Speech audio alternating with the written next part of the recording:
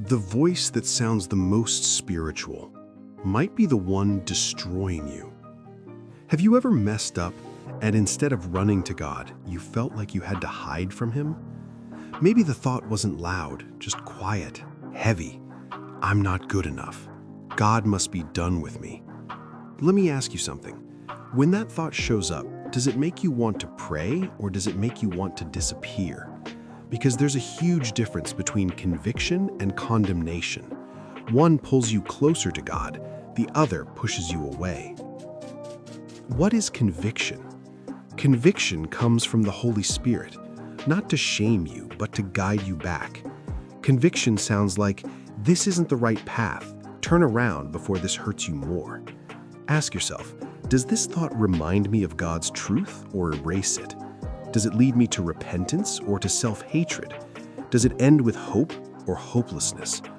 God corrects to restore. The enemy accuses to destroy. Conviction doesn't say you're worthless. It says you're loved and this isn't who you are. I've talked to people who mess up on Saturday night, and on Sunday morning they think, I'll go to church next week. Not because they don't love God, but because shame told them they weren't welcome. Let me ask you, who told you that God doesn't want you when you fail? Because that voice didn't come from heaven. What is condemnation? Condemnation is different. It doesn't correct you, it crushes you. It whispers, see, you'll never change. Why even pray?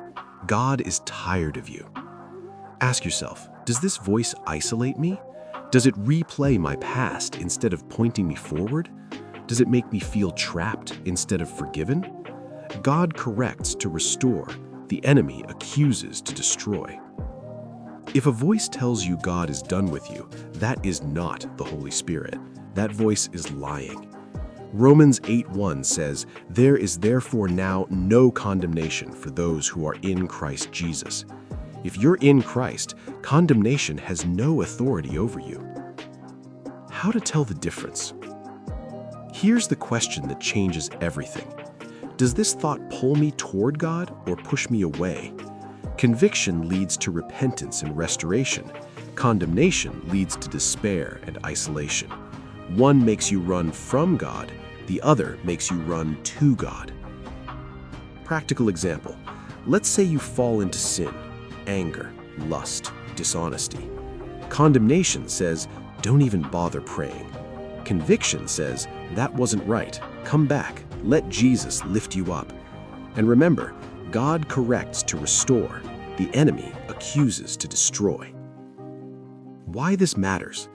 So many believers stay stuck, not because God rejected them, but because they misunderstood His voice. They thought God was pushing them away when He was actually calling them back. The cross already dealt with condemnation. Jesus carried that weight, so you don't have to. The Spirit convicts us, not to shame us, but to transform us.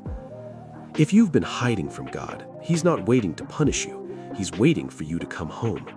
So the next time that inner voice speaks, ask, is this pushing me away from God or pulling me toward Him? That question can change the way you walk with Him. If this video spoke to you, subscribe for more stick animation Bible lessons that bring God's Word to life, one story at a time.